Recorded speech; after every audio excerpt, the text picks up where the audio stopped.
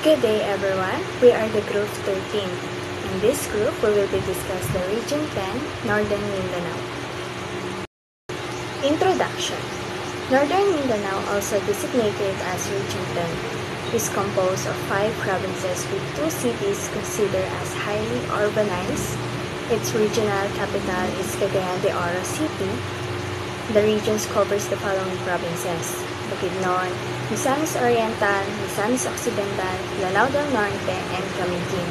Its population, as determined by the 2020 census, was 5,022,768. This represented 19.13% of the overall population of the Mindanao Island Group, or 4.61% of the entire population of the Philippines.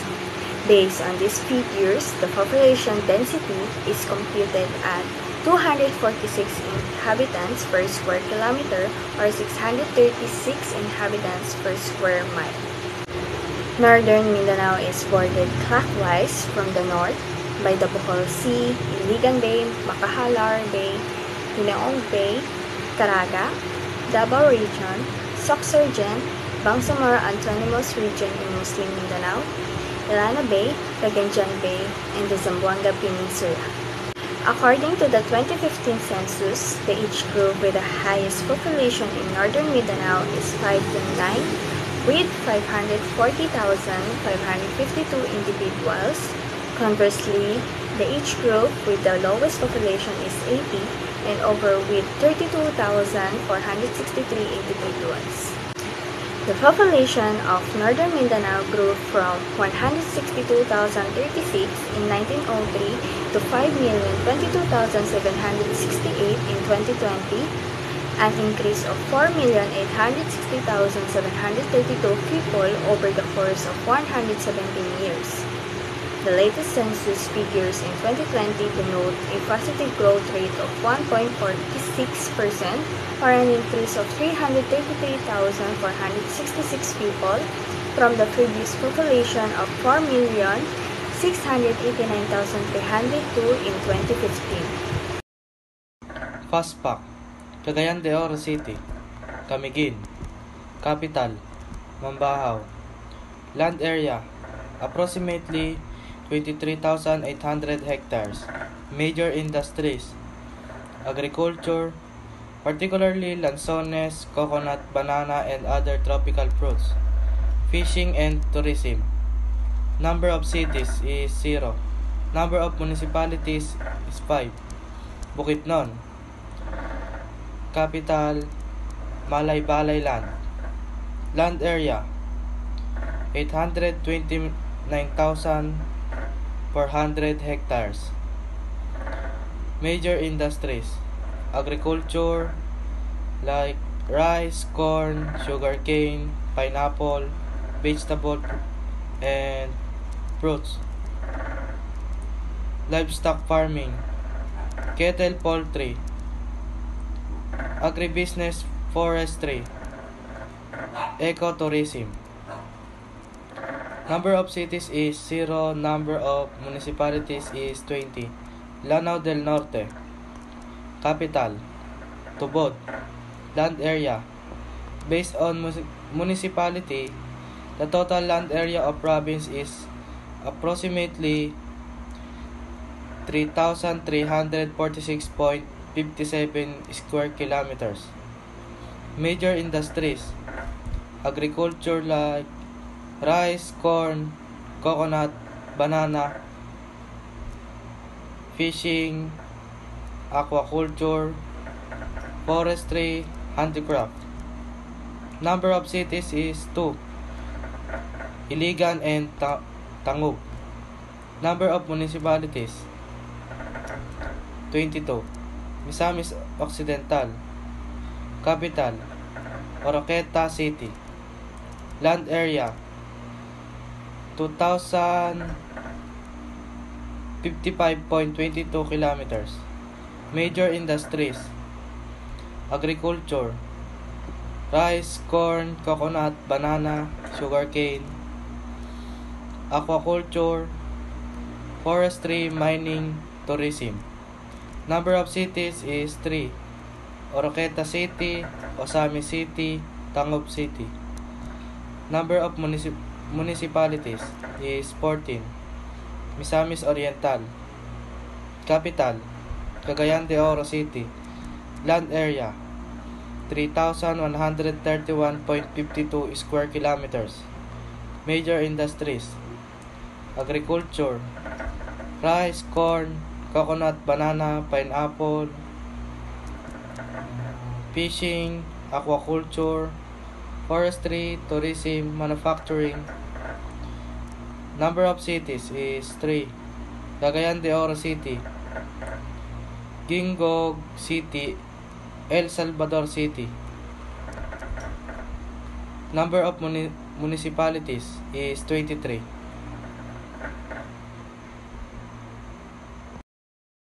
We will now proceed to the port of access of northern Mindanao.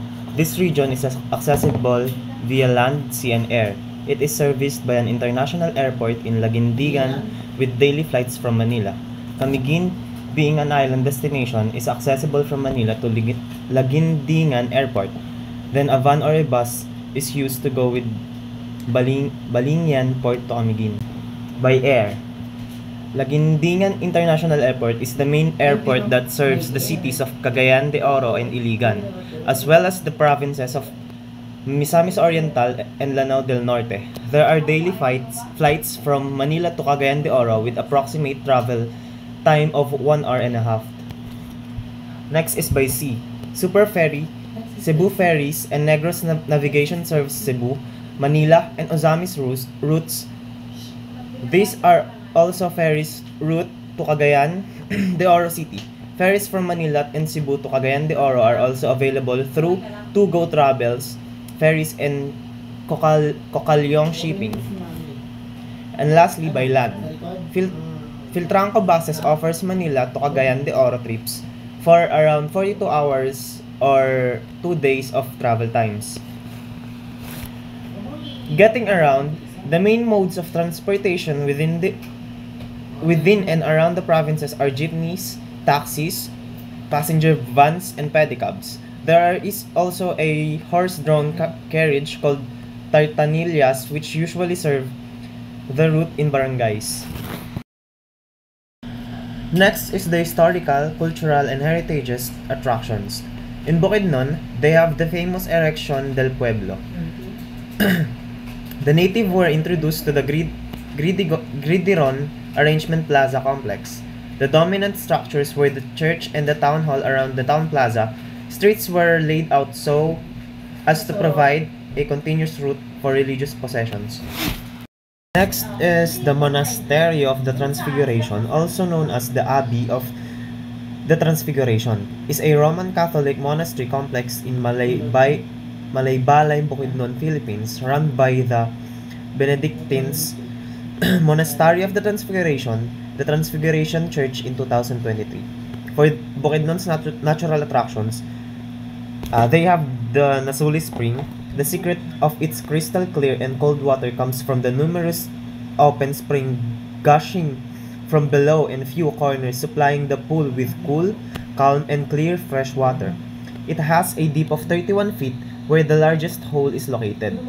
One of the special features of Nasuli Spring Resort is the fish spa.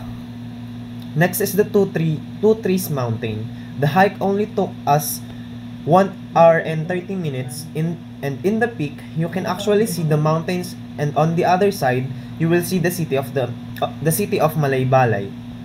Next is Mount Kitanglad Range National Park. It is one of the few remaining rainforests in the Philippines, hosting one of the most important diverse species of rare and endemic wildlife, especially the Philippine eagle, which is known as the country's national bird. Next is Kaamulan National Park. Comes from the Binukid word amul, meaning to gather.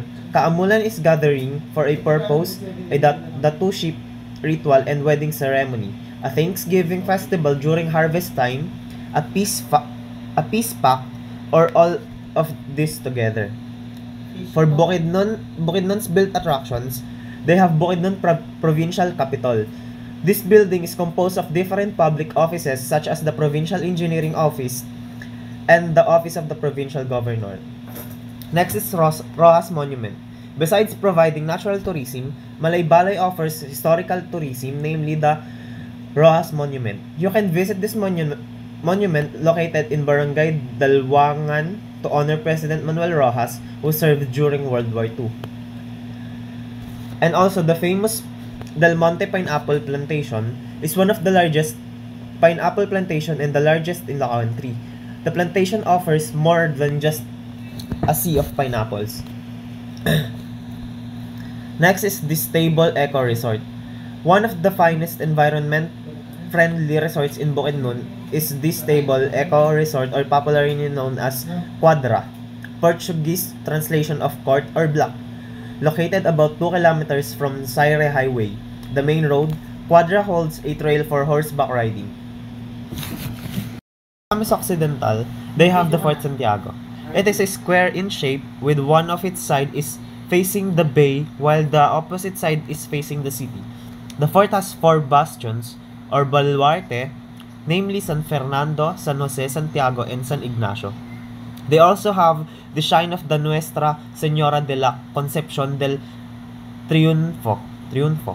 Is a citadel first built by Spanish priest and Commander Jose Ducos as a Spanish fortress in the old town of Misamis, now known as the modern city of Ozamis, in the island of Mindanao. Next is Bukagan Hill. There are 4 great bells at the top of Bakugan Hill. The bells were named after Saint Peter, Saint Marianne, Saint Joseph, and Saint Michael, and were originally purchased by Bishop Patrick Cronin for the Immaculate Conception Cathedral. For its natural attractions, they have Mount Malindang Range Natural Park. It is the highest point in the province. The least studied mountain range was formed through several volcanic activities, some of which could be historical, evident by the presence of 2 calderas surrounded by high rock walls, cinder cones, dome volcano plugs, 2 sulfurous hot springs, and a crater named Lake Duminagat. They also have Giban Falls. It is a waterfall located in the heart of Barangay Giban, Concepcion, Misamis Occidental. It is estimated to be 25 meters high. The waterfall is fed by abundant green lush of Mount Balagbag. Next is Piduan Falls. This 60-meter curtain-like falls is located in Sitio Piduan, Barangay Napangan, Don Victoriano, Misamis Occidental. Nestled in the heart of the Malindang mountain range, Piduan Falls is a mystical experience with crystal clear waters that is cool and even after to drink. For its built attractions, they have Nazareno Dam. It is a communal irrigation system that appropriates water for rice cultivation in Misamis Occidental Province, Philippines. They also have Aquamarine Park. It is a tropical resort for habitat for various marine mammals in Mindanao, Philippines. It is located in the boundaries of Tudela and Sinacaban municipalities. It houses a wildlife park with a variety of animals most native to the Philippines. Next is Naumi's Botanical Garden and Tourist Inn. It is located 15 minutes away from the city center in Barangay Banadero, Ozamis City, Misamis Occidental. They also have Sirshaco Pastrano Hanging Bridge.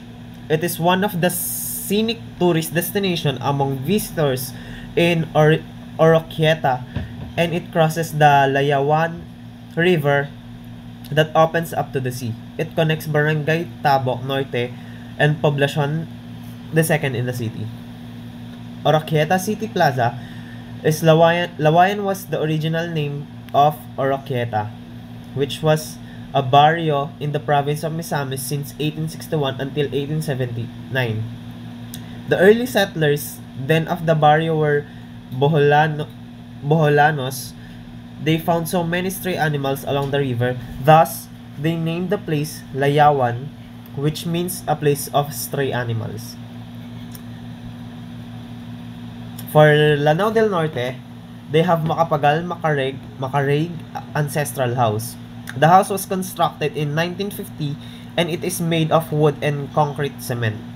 They also have Fort Almonte, a relic of Spanish colonial era. Fort Almonte assisted in protecting Western Mindanao's coastline territory from raiders. It is an illustration of Spanish stronghold constructed in the late 19th century using both indigenous and Western architectural techniques and materials. For its natural attractions, they have the famous Maria Cristina Falls. It is the waterfall of the Agus River in the northern Mindanao region of the Philippines. It is sometimes called the Twin Falls as the flow is separated by the rocks at the brink of the waterfall. They also have another falls, which is the Tinago Falls.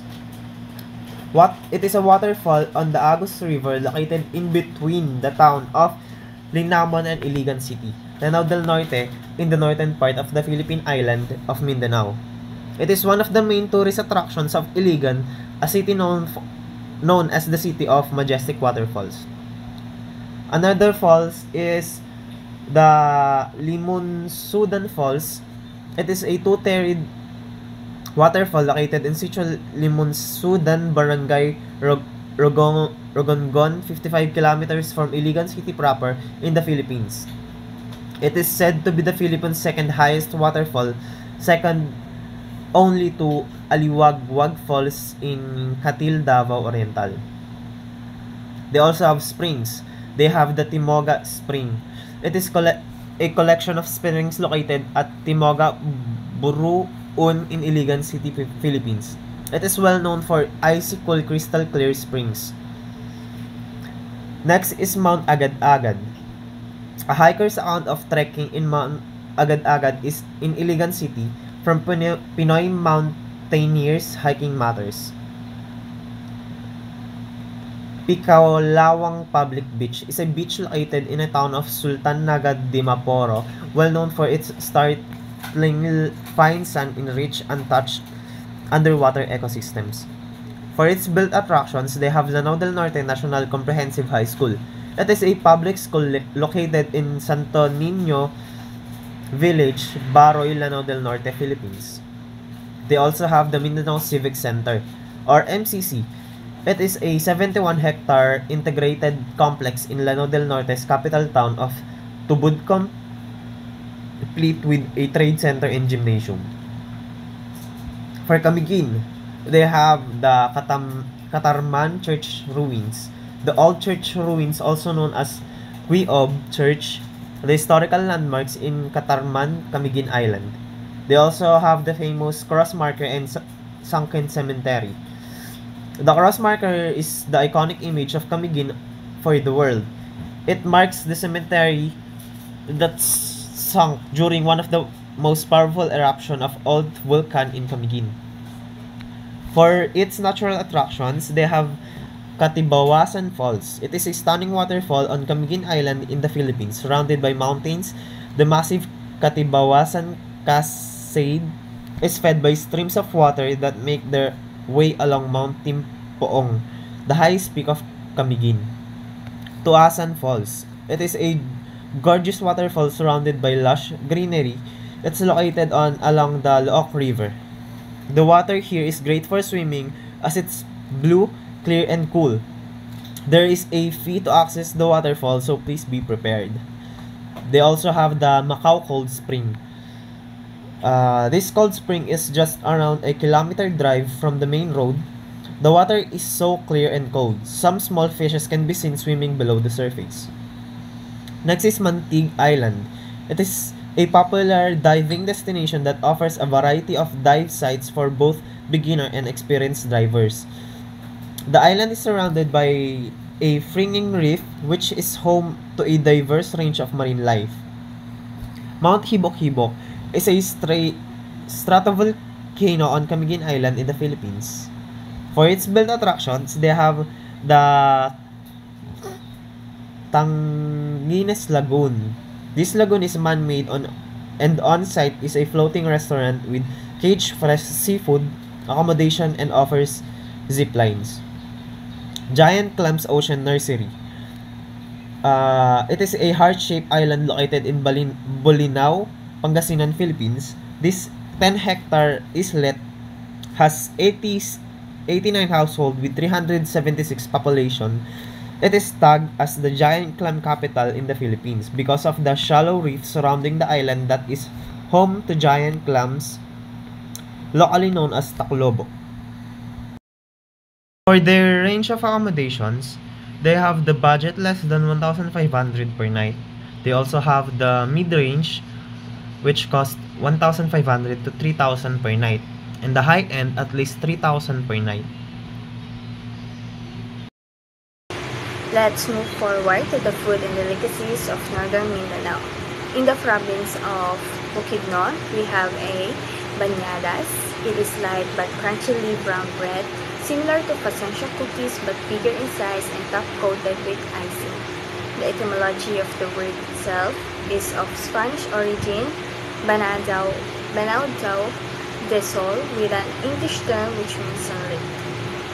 Binaki is a type of steamed corn sweet tamales from two regions in the Philippines, Bukidnon and Bogo City.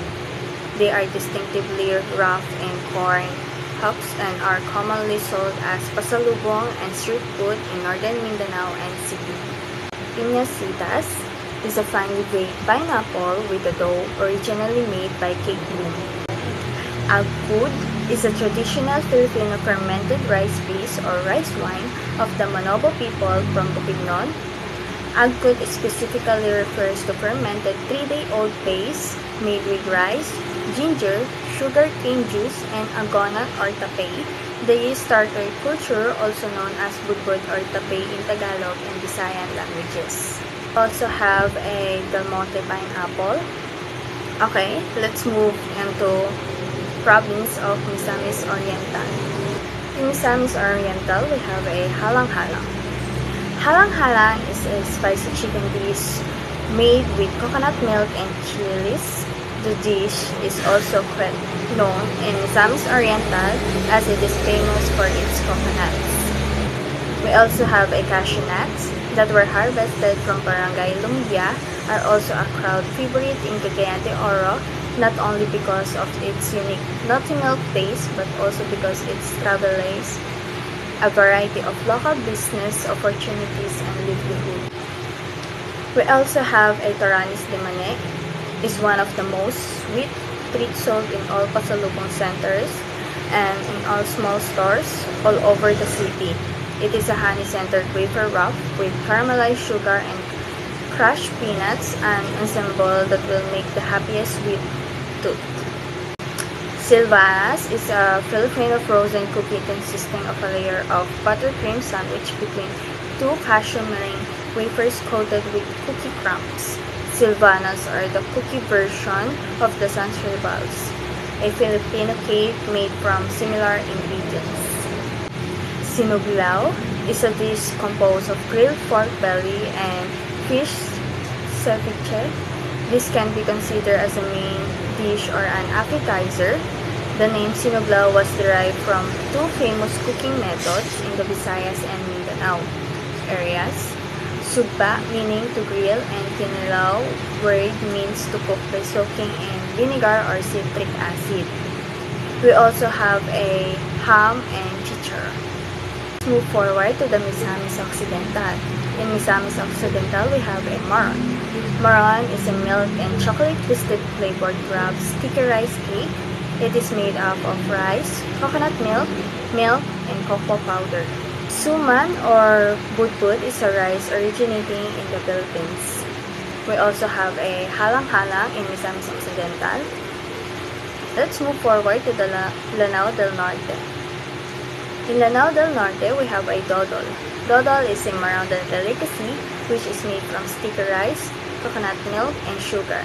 It has become a popular iftar food aside from being served during celebration like wedding and Thanksgiving. We also have a halang-halang, lechon, and silvanas in Lanao del Norte. Okay, let's move forward to the Kamigit. In Camiguin, we have a pastel. It's a Filipino soap bun with yema custard filling originating from the province of Camiguin. The name is derived from Spanish pastel cake. Lanzones is a cultural and fruit festival held in the province of Camiguin, Philippines in the third week of October. It celebrates lanzones, a fruit that the province is famous for. Keepings, it is made of sun-dried cassava paste, cooked to frying, and sprinkled with latik, a processed syrup made from muscovado and cocoa milk.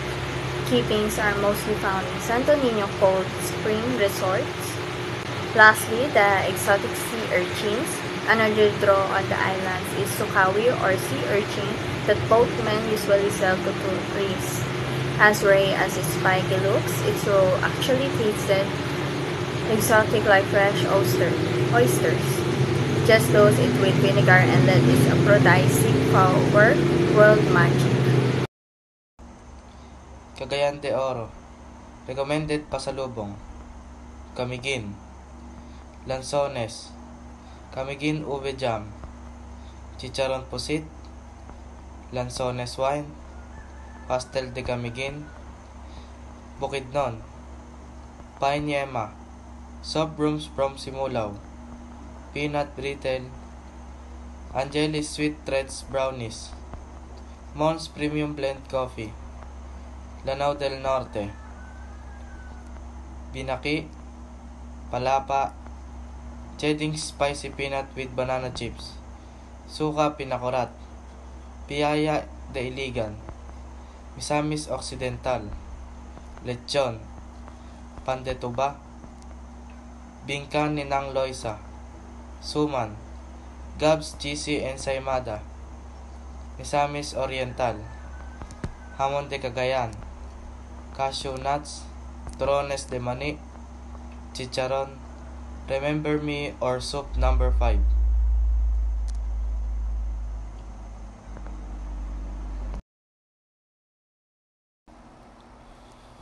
Festivals and special events. Cagayan de Oro City.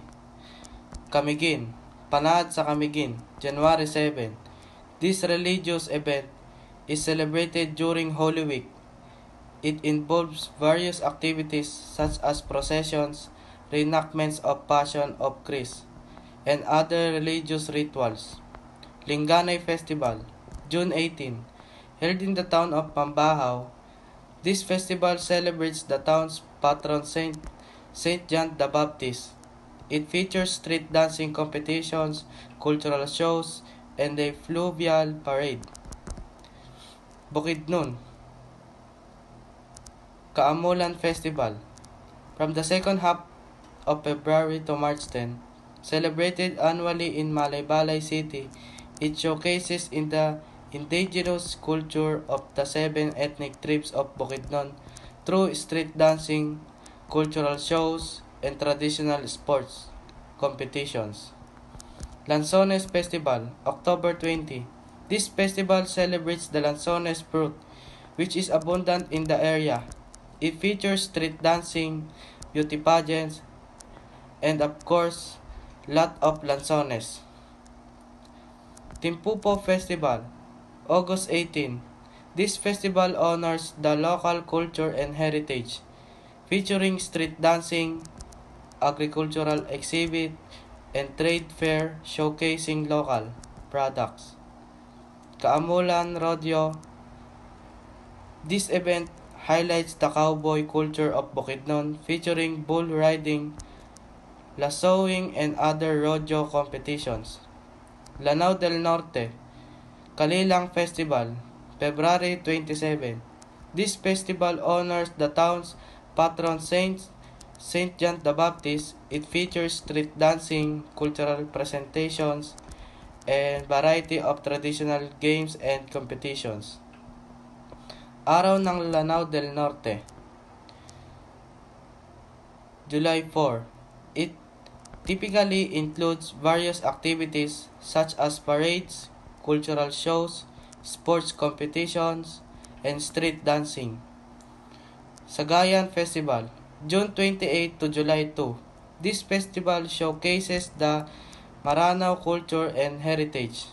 particularly the epic battle between good and evil as depicted through dance. Misamis Oriental Kahimunan Festival June 27. This festival highlights the indigenous culture of the indigenous Lumad people of Misamis Oriental. This features traditional dances, music, and showcase native products.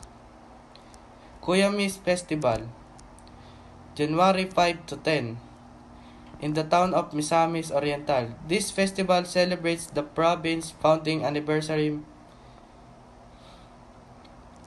Misamis Occidental Sinulog sa Tangub City